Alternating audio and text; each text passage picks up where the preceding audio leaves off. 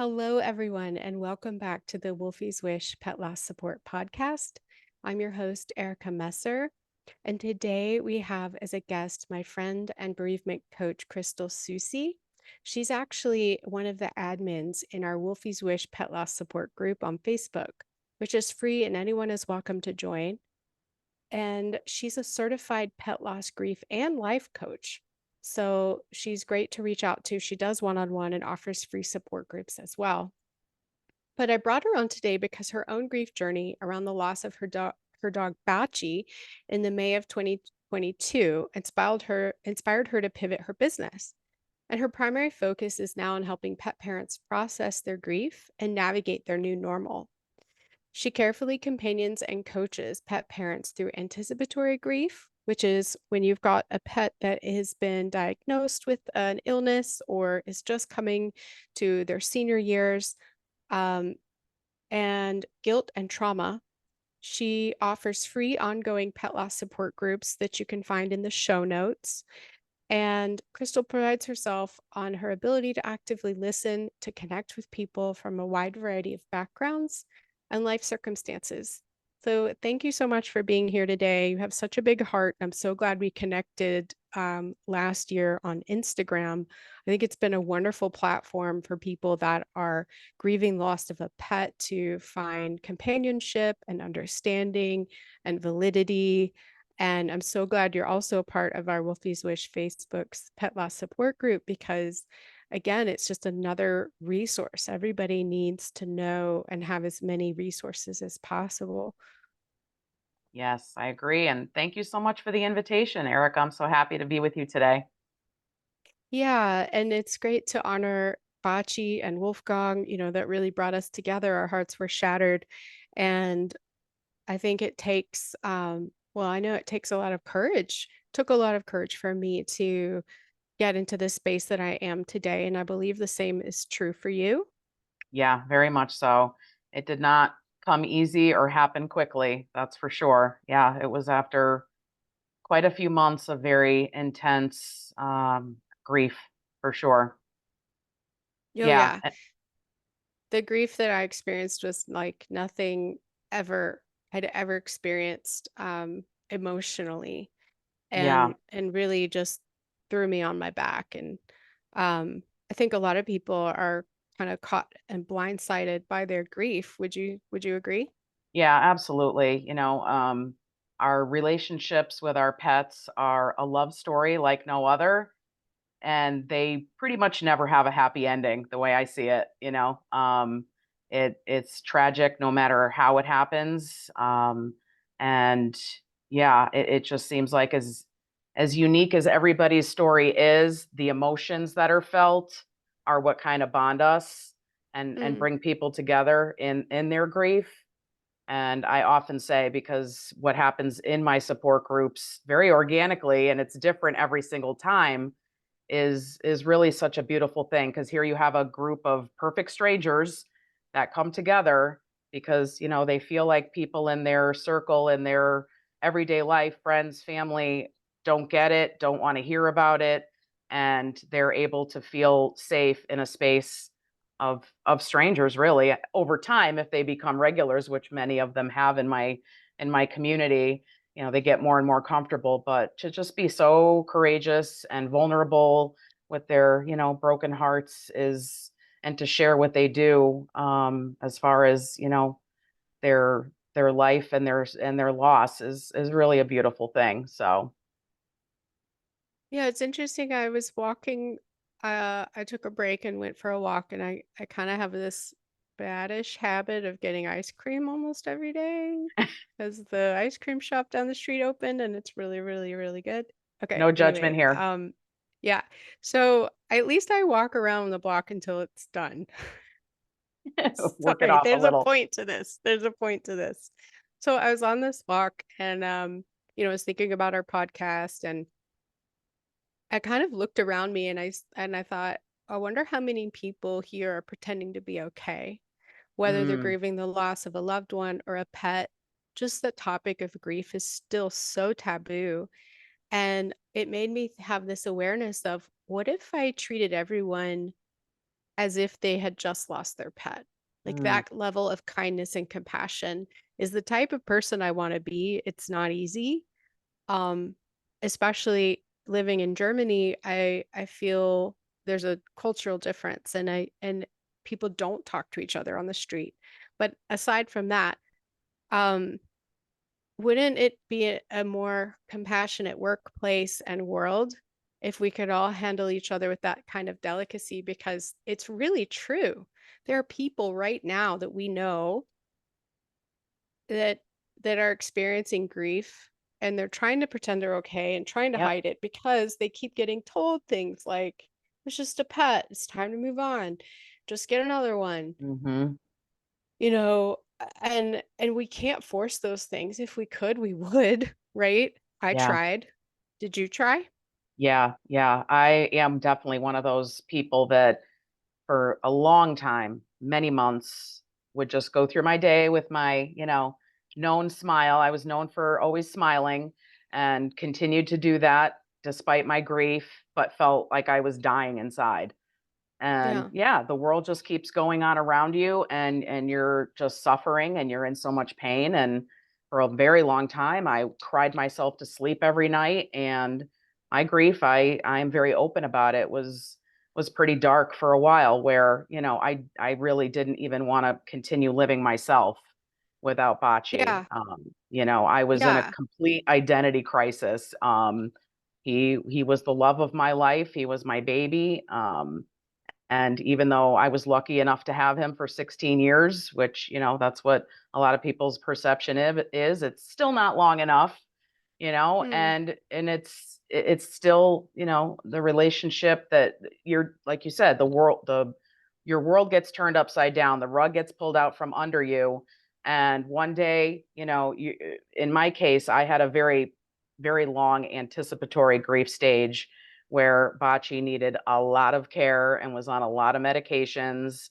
And it was, that constant questioning of when, how, all of those things, knowing it was coming, but it still doesn't prepare you. So, right. whether it's sudden loss or a long anticipatory stage like I had, I don't think either is better or easier because in the end, we all feel just devastated. Yeah, and thank you for being so open about, not wanting to be here. I also experienced thoughts of, well, I don't want to die, but I don't want to be going through this. So what do I do? How do I handle this? How do I navigate this? Who's going to tell me what to do? And I think, being, like I said, being in another culture where people don't talk to each other every day made me feel even more isolated. And it was like, well, who can I share this with? I only Mm, have a few really friends here, and can I lean on them that much? No. I actually called my mom every single day, and that was the person I leaned into to confide, like, I'm not doing okay. I don't know what to do. Will you walk through this with me and help me find a way out? And luckily I had her, and there are people mm, that don't have anyone to lean into. And that's why I'm yeah. so glad that you have your Instagram account, your support group.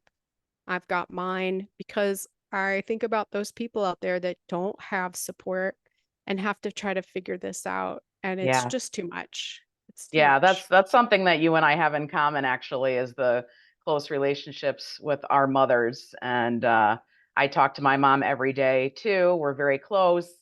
And she was through this whole thing, my rock. And she was actually, like a second parent to Bocce too, where, especially in the months leading up to saying goodbye, she would come over, she would take him, she helped with medications and all of those things. She had almost equally close bond and love for him. So yeah, and sometimes, all we need is that one person. More would be nice, right?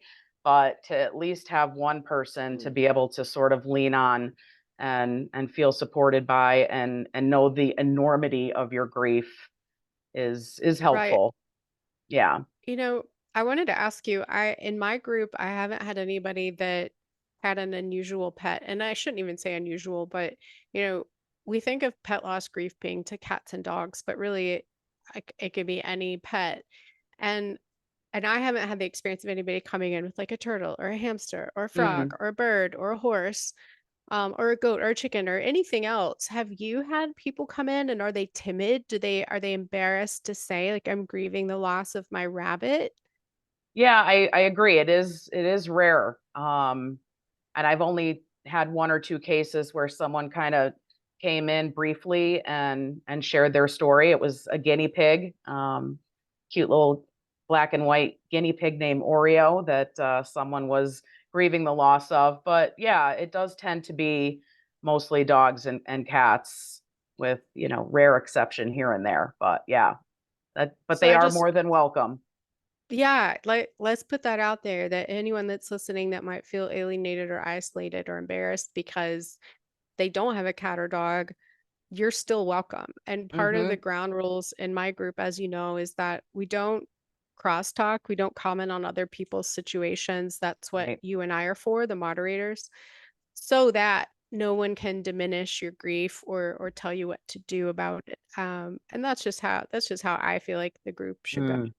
Yeah, I agree. I agree. And I'm Grief is grief. always, yeah, yeah. I have a very caring and compassionate community, as I'm sure you do too. And I love the way that they support each other and show up for each other, even when they're, in such a high level of grief themselves. I witness them showing support to others. And I know that that's healing to them, whether they feel it in that moment or Mm, not. mm. Little by little, those are baby steps in their own healing journey. And, you and I we both went through the same training with Colleen Ellis's Mm, program. And, there's some support groups or organizations that sponsor support groups that are run by master's level um, psychologists. And what's your take on that? I've heard a lot of different things, and recently some veterinarians said to me, nobody needs that. That shouldn't be a qualification. People want to feel heard, validated, and they want to know they're not crazy. You don't need a right. master's degree to do that. And Yeah. I kind of toss this around a lot. Like, what kind of qualifications, do we need? And does that group mean that it's more beneficial than our group? Have you ever asked yourself those questions? Yeah, actually, that comes up a lot for me. And as a matter of fact, I just went through a job application process where I applied for something through a vet locally that is, and may already have at this point, hired someone on their staff for this, which is wonderful, right? Wow, That's cool. the direction we want to see this go in. But Yes.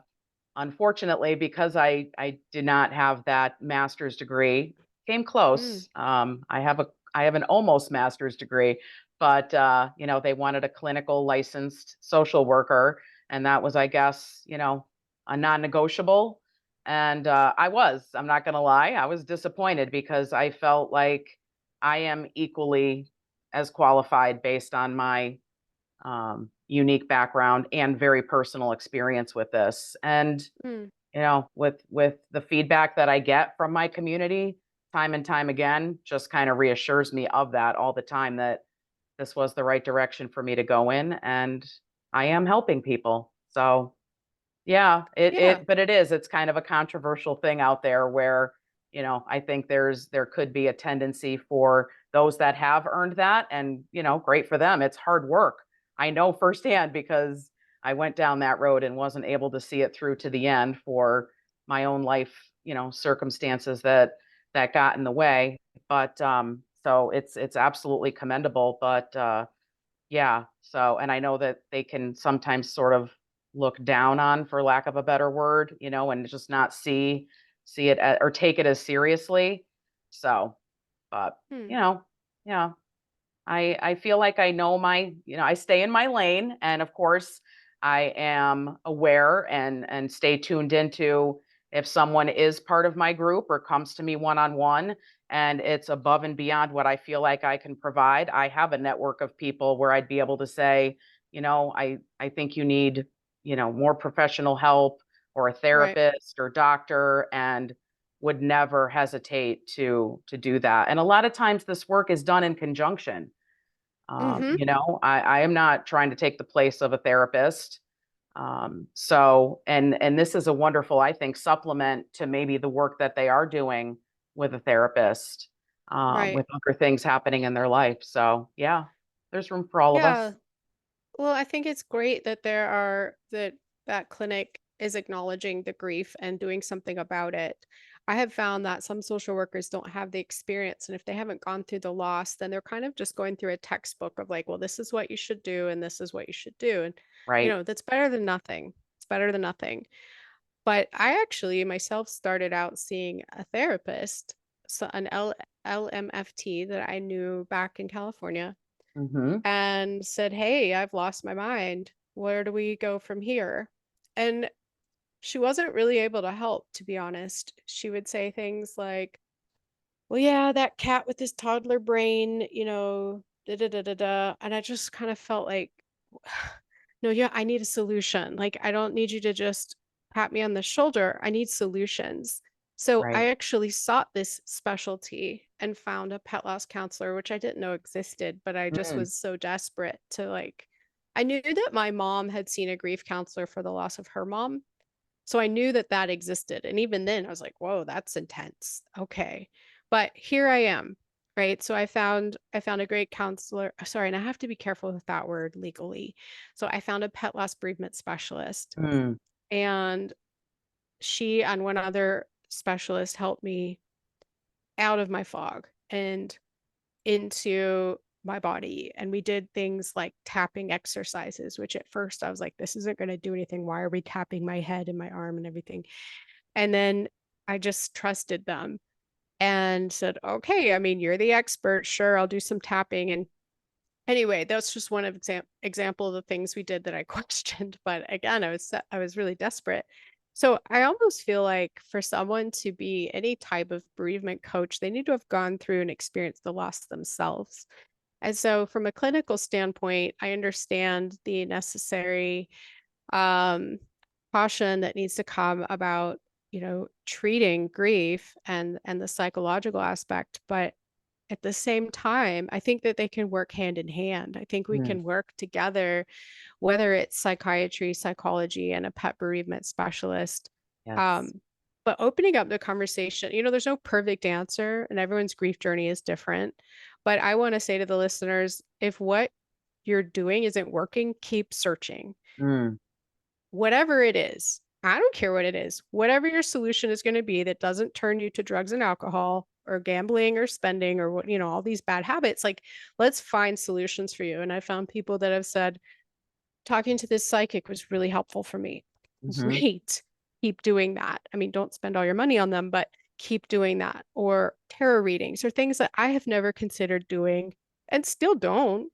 I don't care. I think that it's crucial for us to find our own answers, Yeah. and that doesn't have to be the same for everyone. Yeah, yeah. I mean, grief is so exhausting, right? So it can sometimes feel very daunting and feel like it takes so much effort to try to seek things out, but you just never know what some little baby step can lead you to, an email or a phone call or filling out somebody's contact form on a website and what that ends up bringing to you. So it's, the Right. reward is worth the quote unquote risk. And it's just a willingness because yeah, like you're pointing out, you barely scratch the surface, right? There are so many tools that we can have in our toolbox, and it's about sort of Hmm. customizing your own. And there's no cookie cutter way. It's just a willingness to kind of be experimental and see what works for you. Yeah. So yeah, not only are our stories with our lives with our fur babies very different, so is how we are going to go through our grief journey. And yeah, great Yeah, points. I think thank you for bringing up how exhausting it is because I've forgotten, frankly. My loss was 3 years ago, and it it's hard to remember the fog that I was in. However, um, I wanted to point out that there are a lot of resources, and if a listener even goes to the Facebook support group, you can post questions in there. We encourage it. I wish people posted more questions in there. I'm always like, Mhm. "Hey guys, come on, how you doing? What's going on?" Yeah. But to say, what are some alternative methods, or what has anyone tried this or that? And, wolfieswish.com has an entire page of resources that I've put together on things that I found helpful and people that I know and people that I use. And so, yeah, that's a great starting place. And I do want to tell the listeners, like, even if your pet is still with us and maybe just got a diagnosis, or they're, 14, 16, 18 years old, like, go ahead and bookmark some of these resources, Mm. because you're going to be going through some mental fog, mental fatigue, and try to set things up to be as easy as possible. And so, there's help. Great. But bookmark it, make it easy to get to. And I just want to digress for a second, because I have a book that I just published, and it talks about this. And it says, it's section 4, kindness to yourself, slowing down, and patience are keys to healing. But it also goes into some examples of alternative modes of healing. And I want to read this list because it's pretty big. Tarot, Reiki, therapeutic music, animal communication, grief support groups, books, of course, Wolfie's Wish grieving cards, meditation, yoga, sage smudging, crystal therapy, both Soucy and the actual physical crystals. Let's just be clear there. Raindrop therapy, rolfing, massage, writing, psychics, prayer. Wolfie's Wish has some courses and a guided journal. So those are just some examples that maybe people haven't thought of. And what I love to do on this podcast is, ask the guests, what did you find helpful? Is there anything that is not on that list that you can add? Because I know that that's also sometimes a topic of your groups, is what are some other things you can do? Is it a memory book? Do you have anything to add? Oh my God, there's so many ways to memorialize our pets, which again sort of lends to the healing because as we know, where's that saying about the he who mourns mends, right? And the mourning is the action, the activity of outwardly grieving as opposed to what we feel inside. And I know it can be hard because people think I can't do that. I'm not ready for that. It's just going to make me cry. It's just going to make me sad. But I don't know. I'm all for a good cry personally. And again, just speaking to how different it is for everybody, I can't help but think back because it's so recent when I had a guest come and do a chair yoga for grief class. And I had a couple people tell me that they're regulars in my ongoing support group, but they were not going to participate in that because they knew that that was going to be kind of triggering for them, just any points of sort of silence and meditation, or Okay. maybe some certain things that are said. So, and again, totally respect that because everybody is going to resonate with something differently. I mean, I have what I sometimes joke is like a bocce museum. My condo is like a bocce museum. You can't look in any direction and not see pictures and collages. And I have a garden. That's my bocce garden. I mean, it's just everywhere. The necklace I'm wearing is a bocce necklace. So, I've got my tribute table with his ashes and fur clipping on it and another picture. And it just goes on and on. It goes on and on. Good. So, yeah. All right, that sounds amazing. I haven't seen any of that, and I haven't done anything other than, I mean, as an artist, I draw pictures of Wolfgang and I like copy them from photos, and that's my way of memorializing him, and very Mm, personal to me because my energy goes into it. But yeah, right. I think I met some reporters actually on a flight, and they were in the stages of their senior dog and having to make decisions soon to whether or not to euthanize him because he wasn't able to walk. And I said, well, how are you going to remember him? What are you going to do to honor him? And the woman said, well, I'd really like to just have his skeleton and have a little like Day of the Dead shrine. because she's from Argentina. And I said, Yeah. that is the coolest thing I've ever heard of. I've Yeah. never seen it. And her husband is like shaking his head. He's like, no, don't agree with her. Don't do it. I don't want to do it. I said, look, you guys, this doesn't have to be right by your front door. Everybody that comes to your house doesn't have to see your dog. Put it somewhere that's personal and meaningful to you. But I think it's Right. awesome. And to this day, I don't know what they decided on, but I'm giving people the permission to do whatever feels Mm, natural and helpful. I wanted to taxidermy Wolfgang, and my husband was vehemently against it. He was like, "No, yeah. we're not doing that." So you do have to make some compromises, but um, left to my own devices, I would have done it and put him somewhere prominent, and Mm, I would talk to him. And I'm not crazy. I am very confident in saying that I would do that. Um, because if it ends up being creepy to me, I just can put him away.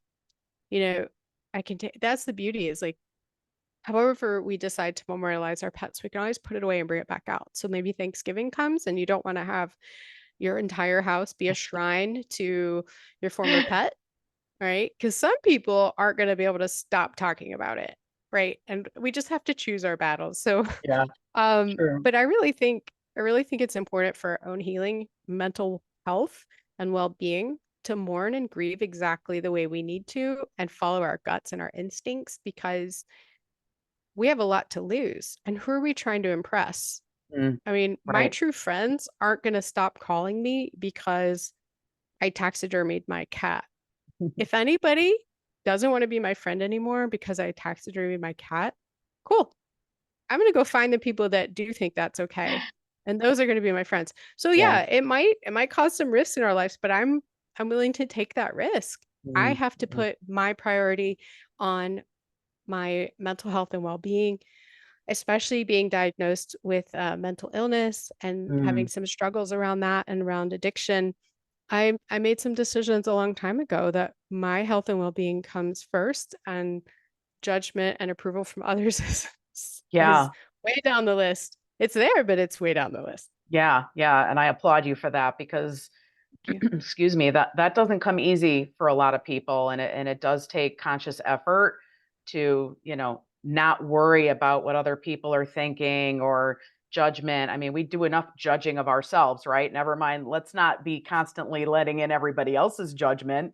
And a lot of times we're not even sure if that's what they're thinking. We don't know what other people are truly thinking a lot of the time. So in many cases it's just the story in our minds, and all of the thoughts swirling around that just kind of add these layers and make it challenging for us. But I also want to go back to the point that you were making about anticipatory people in that stage, and it being such a great thing to sort of at least be thinking about or know what's out there, so when the time comes you need it. Because I do have a few people in my community um, that I know they're constantly sort of torn between, I don't want to even be thinking about that, but I do Mm-hmm. want to sort of set myself up for success, if that's even the best way to say it, when it comes Mm-hmm. to there's no way around it being crushing and hard and difficult. There's no fast track through our grief. It's a process, and it's hard, but to just know you have resources at the ready. I'm so passionate about that part of it because I wished I had done that myself. Me too. It wasn't until after the fact that I struggled my way, crawled my way out, and tried this, tried that, and it was so hard, and just didn't even know this kind of help was out there, number one. And that's what I hear all of the time now that I do what I do. When people find me, us, how many times do we hear, "Oh my God, I didn't even know this was out there. I'm so glad I found you." And you go to there's so many pet support sort of honorarium, memorial pages out there, and thousands, hundreds of thousands of people posting about their grief. And it just reminds me all the time that this is so needed. This Mm-hmm. is so needed. Now, at the same time, I also feel like, why can't I get my name out there more? Why are people finding me right? Like, let's get into that for a Yeah. second. This type of business is not for the faint of heart. No, it's not. And, we're competing with all these influencers and social media. Mm, I don't know what's about the latest. I don't know what's, and I do. I feel like I'm shouting in a sea and mm, saying, "Hey, I've got solutions and tools and validation over here. Does anybody want to come and join the yeah, party?"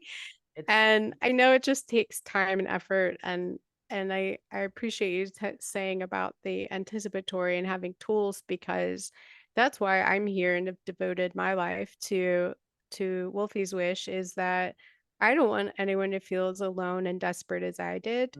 right. And so I'm trying to fill that space and let people know, hey, bookmark these things. If you don't want to think about it today, I get it. Enjoy your time with your pet. Maybe your pet Right. is super healthy or you're going to get one soon. If you are, I don't know why you'd be listening to this podcast, but maybe the time is coming to adopt another pet, right? Maybe you've Hmm. lost one and you're like, how can I ever do this again? Well, tools and Right. solutions. And Right. I want to segue for a second about the grieving cards, because I don't like pushing my own products. I don't like talking about it, but if you do it with me, then it's a little bit more Yeah. safe. But yeah, it's actually very vulnerable for me to talk about them because they helped me, but I don't want anyone to feel like I'm telling them what to do. But I have a lot of people say to me, I wish I had those when I Mm, lost so and so. So I'm like, okay. So you guys listening, I have a deck of 30 affirmation cards that are designed to help us work through our grief. And I designed them to be read once a day, but of course you can maniacally go through the deck. There's no wrong way to do it. But I have them here and I just want to shuffle them. And I'm gonna let Crystal comment on whichever one it is, if that's okay. yeah. Actually, I in don't think preparation it. for this, I pulled my Oh, my you've got top 10 yours? favorites. So Oh my I, I've gosh. Okay. I've got All a few right. at the ready too, if you want me to sort Okay, of. so yeah, she's got the mini deck and I have the illustrated deck. And so it's the same text, they just are presented differently. And just one more explanation about those. The illustrated deck actually helps talk to children because it has pictures of the emotions that are being talked about, and also 7 major pets. So as I mentioned before, we grieve any animal. Okay, so this one I'm gonna pull is I will be gentle with myself. And it's a little monkey doing yoga. And then the Mm, back says, today I will take a break from reading or watching the news and have a digital detox to clear my mind. And I'm going to comment on it. And then I want you to comment it and read one of yours. But the reason I wrote this was that sometimes being on the phone or just around media can be too overstimulating and too much pressure, especially if there's something negative going on. And there's a lot of negative stuff going on right now. There's a lot of pain in the world.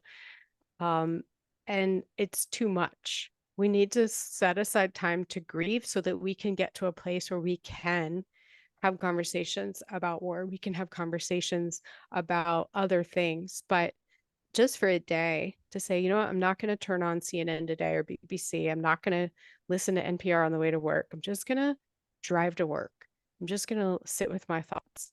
And like you said, there are some days where people can't be still and be silent, and that's okay too. If a card doesn't resonate with you, shuffle it and find another one that you can do that day. And I yeah. promise you that next month or next week, you can come back to that and maybe try that on. Yeah. Yeah. That's a good one because, the news is just a constant barrage of negativity, right? It's by that way by design. It's, meant to make you fearful and it's just meant to draw you in and consume you. That's how they get their listeners and their audience and their watchers, right? So, and then when it comes to social media, I actually did a post about this a few weeks ago. It's one of my recent posts where um, I know social media is a slippery slope. And, especially when we lose a pet, a lot of people will go to social media and join these groups that I just mentioned a little bit ago.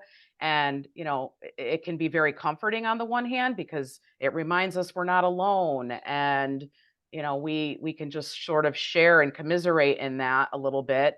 But then the other side of it is if you get too consumed by it, then and you're absorbing other people's grief or comparing grief or being Mm, devastated by other people's tragic stories, it's kind of taking up a lot of space and we don't always have room for it. And I see that sometimes in my support groups too, where I always say, one of my sort of housekeeping rules, if, I'm glad you're here and I hope you find some peace by being here, but there's no obligation to stay. If you're here today and something triggers you or it doesn't feel quite right, there's no harm, there's no problem in hitting the leave button and coming back and trying another time because we yeah, just don't always have the capacity to yeah. take in other people's You're right. stories.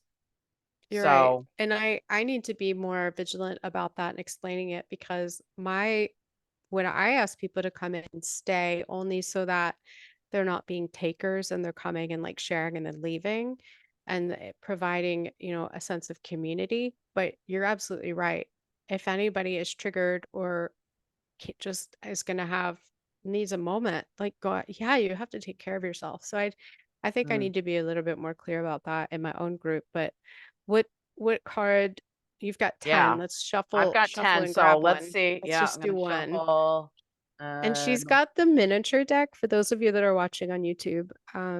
The miniature deck is designed to be carried in your pocket, and you can go to the bathroom and read one of the cards and just kind of redirect your thoughts. So, mm, those things are overwhelming. And just to double back on that comment about the media. So when we're grieving, we're kind of paddling upstream just to stay afloat. And one of the ways out of that, one of the ways to make it easier is to redirect our thoughts into positive and loving memories of our pet and what we loved about them, what they loved about us, just our bond and focusing on things that make our heart glow, like ET, instead of the constant barrage of they're not here, my life is over, I don't want to go on. Like if that's going to be there, but we want to try to balance it. We want to just try to put a little bit of water on the other side of the bucket. I don't even know why I said that, but like tip the scale is what I was trying to say. And it came out with yeah. water in a bucket. Okay, I don't know. But um that so to keep your cup, to keep space in there, to not go too dark, too deep. We've got to work to stay in the light. Okay. Mm. Yeah, no, good point because yeah, I always make it a point to never try to convince a community member, support group member, client that they should or shouldn't feel a certain way. But if it is really, more on the dark, deep, intense negative side, can we try to just give some equal airtime, as I call it? And Oh I yeah, I like don't, that. yeah, I learned that in other coaching things, so I don't take ownership of that. But I love the saying of equal airtime because let's try to just create a little bit of space for something else that might be true. If you want to believe or hold on to something that you think is true and that works for you right now, and but it really is not helpful in the grand scheme of things, what else can offset what's the other side of that that might also be true? And it just kind of takes down the temperature, the intensity, and just opens up our minds to what else is maybe possible. So, with that said, the card that I ended up picking is I am willing to let go of feeling guilty. What a perfect segue, right? I release all need for guilt or blame. I know I did the best that I could with what I had. And this is absolutely one of my favorites because grief and guilt go hand in hand when it comes to our pets, especially because, they're like babies to us, children to us from start to finish. We're responsible for them. And no matter how we lose them, I just have yet to see someone that doesn't take guilt along for the ride as they at least in the very beginning of their grief journey. And what I have seen over time, because I've got people that, like I said, a couple that are in the anticipatory stage. I've got people that are, they're fresh and raw and very recent with their loss. And then I've got others 4, 5, 6 years who are coming. And in some cases, it's because they never gave themselves the opportunity to properly grieve in the beginning, and they're so grateful to now have that now, and it's never too late. Yeah, I agree. And I think for some people there's too much intensity around it and they need to distract themselves, but it doesn't go away, you guys. If you don't deal Yeah. with your grief, it's going to just follow you around like a shadow. But about the guilt, so that got me right in the heart as you read it because I did feel guilty and I luckily had the insight to realize that it wasn't helping me, it was actually Mhm. hurting me. So to Yeah. become willing to let go of the guilt was like a baby step into saying, "Hey, I'm starting to recognize what's going to help me on my path to heal and what isn't." And feeling guilty is a choice. Sure. Do I wish things had gone differently? Of course, 100%. For those of you that know my story, yeah, it's all about guilt and blame. But it doesn't help anyone. Is it going to Yeah. make me feel better? No, it makes me feel worse. Mhm. So, okay, what can we do instead? Well, I can accept what happened. Okay. I can choose other thoughts. Okay. So it really is about adopting new ways of looking at what happened. And you and Bachi were together a long time. Wolfgang and I were not together very long. We were Yeah. together during the pandemic. Um, and so I don't think it really matters to people what the species is, the time frame, the circumstances. A bond is a bond. A soul pet is a soul pet. End of story. and and to look for ways that will help us out of the negative cycle of thinking. And that's really the core of what I try to bring to the table is acknowledging what's going on and then okay, are we ready to do something about it today or not? And again, shuffle the card. But there's also I didn't plan on talking about this, but this Healing Hearts journal that Crystal contributed to. Um, so it has these morning and evening prompts, and the morning prompts are what's going well in my life right now with some lines of text, lines to write. What are three things I am grateful for? Because we know now scientifically that expressing gratitude and focusing on gratitude Mm. develops more and redirects our thoughts. What are some ways I can be better supported today? So that is something that applies to anyone anywhere, honestly. Like all of these don't apply just to grief. But and then the evening is what are three things that went well today? Despite, me just like maybe that's a day someone doesn't shower or um ate Cheetos the whole day. Okay, but there are some things that went well, like you got out of bed, you ate, so it's a really matter of like flipping the coin. How are you going to look at what's going on? And then Yeah. tomorrow is what can I do to make tomorrow go a little bit better? Mhm. Is Yeah, it it's setting up the coffee maker?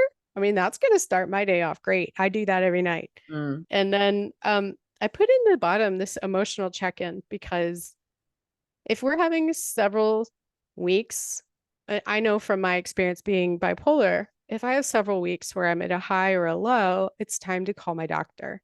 So I put that in there for myself and I thought, okay, maybe this is helpful for other people too with their grief and that if they're having a series of really, really lows of the ones, then it's time to talk to your MD or a psychiatrist, to get some extra help. And it's mhm, okay. But sometimes we're not even aware that we're that bad for that long. And we don't want it to escalate. So I had to put that in there that was something that I use and you can ignore it. And like you don't have to do this journal perfectly. There's days that I only enter like just the morning and then I never do the night or and it's okay. Like there's no wrong way to do it. But the fact is that I'm doing it, I'm creating self-awareness. And I had, oh my gosh, therapists, psychologists, bereavement coaches, counselors, pet professionals contribute to this from all over the world. Um, I don't have time to read everybody, but it was a really fun project. And I'm so mm. grateful for all the people that supported it and gave comments and words of encouragement. Yeah, no, I'm glad you're bringing that up because it just goes back to that concept of equal airtime, right? And to have something physical and tangible like a guided journal such as that, where it really is just some simple prompts and questions, I think can be so helpful because it does sort of force, for lack of a better word, but it makes you think about the other things because there is always something still good in our life and something to be grateful for. Even it is if it is the simplest of things, my coffee tasted good today. You know, Right. I hit all the green lights. I mean, we could still come up with something, right? I love that. So Yeah, something physical and tangible is great, especially for people who are not necessarily into journaling and can just open up a blank page and start writing. To have something that's more guided and gives you the prompts is awesome. Yeah. I couldn't find yours in time, but I'm gonna add it to the show notes at the end so everybody knows that you contributed to that, and thank you for that. Um, Crystal, is there anything else you would like people to know about grief or where to find you? Of course, you guys, if you when you go to the show notes on Apple or Spotify or iHeartRadio, you will see the links included. Yeah, so my website is getcrystalclear.com. So easy, getcrystalclear.com. I'm on Instagram, Get Crystal Clear. I'm on Facebook. I also have my own private Facebook group for pet loss support. And I always make sure I use the word private to describe it because I know sometimes people worry about, oh, is someone else going to see, Hmm, what I post? And I do have it set to private so people can, feel safe about what they post in there. And there's a lot of wonderful sharing. And I love that it sort of bridges the gap in between live support groups for people to always have. right. And I'm sure you feel the same. No, that it's always available to you 24/7. And it's just another great place to give and get support.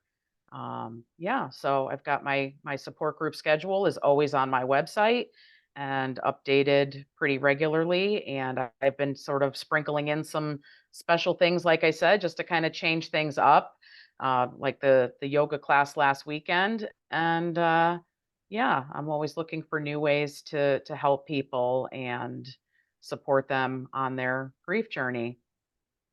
Wonderful. Well, thank you so much for being here today, but also in what you do in the world. I know it has touched a lot of people, and thank you for also bringing up about the privacy of the Facebook group. Mine's also private, and I never really remember to tell people that. Like anyone Mm, can join, right.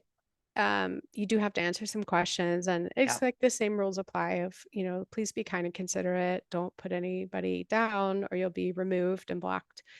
Um, but yeah, it is a safe space, and that's what we want people to feel is they can come in and say, "Hey, I'm totally shredded and destroyed, and I have to go to work today, or I have to go Mhm. work on this case, and I have to go and do these things." Life doesn't stop getting lifey, Right. but if we have a little bit of, you know, compassion and understanding from people, and I love that it's strangers helping each other because that Right. really helped me. The Rainbow Bridge Pet Loss group on Facebook is what I joined. I think it's got like Yeah. 133,000 people in there or something. And one night I was like, okay, I'm at the point where I need help and I don't know what to do. And I've lost my mind. And here's the story. I like within seconds, 400 people responded, like, we've got you. We get it. You're not alone. You're going to be okay. Um, totally understand. And I remember just crying, going, "What? People care? Like strangers care, and I'm not crazy?" It was like one of the best. I remember I was laying on my bed going, "Oh my goodness." And the thing Yeah. that's also nice about Facebook groups, and that's just the last thing I want to say is that, we can close the app anytime if it's too much. Yep. You have the control to dive in or get out. Right. And that's really important because there are times where we do need distraction. We do need to stop thinking about it for a little bit, go watch a movie or have a dinner with a friend. Um, and it's a balance of figuring out and navigating that new normal, like you said, Yeah, I that think I we have to check in with our own grief and see where we're at before we decide we're gonna open up ourselves to take in all of this other stuff that, Mhm, sucks our energy and consumes our thoughts. And, neither needs to be permanent, whether you decide to take a break and just step away from it a little bit, it's temporary. And when right, you're sort of in it because you're up for it more and right. you're feeling like you can be there for other people, then great. So but it's good to check in with yourself first. And yeah, I know we've like barely scratched the surface Scratch the today. surface. I There's know. I so many other directions we could go in, and I guess the last thing I would want to say is just try it, just come to a group, reach out. I have yet to have someone not be pleasantly surprised and thankful and grateful that they found their way to a support group. So, yeah. Yeah, you guys, there's no wrong way to grieve except by not grieving. Yep. That's Well my new said. t-shirt. I have so many t-shirt ideas. There are Bumper some t-shirts sticker. in the shop. There are some t-shirts in the shop that say stay positive and it's never just a pet. But Never just a pet. Right. with Printify, I think I need to go in. I never have time to do this, but go in and make some new ones. Like Yeah. um what is it I just said? Oh yeah. There's no wrong way to grieve, only just by not grieving. And I'll say it better. I don't know. We'll see what Yep. that ends up being in the shop. But thank you so much Yeah. for your Well said. time Thank and you. for visiting on this holiday and for all that you do. Yeah, no, thank you. I'm so glad we connected and glad I reached out to you last year, again, just on a whim, take a chance, and here we are collaborating and staying connected and supporting each other. So just another beautiful thing that is a result of our own grief journeys. Yeah.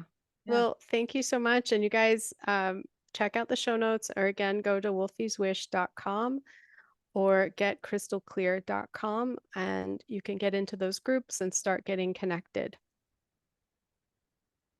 Thanks, Erica.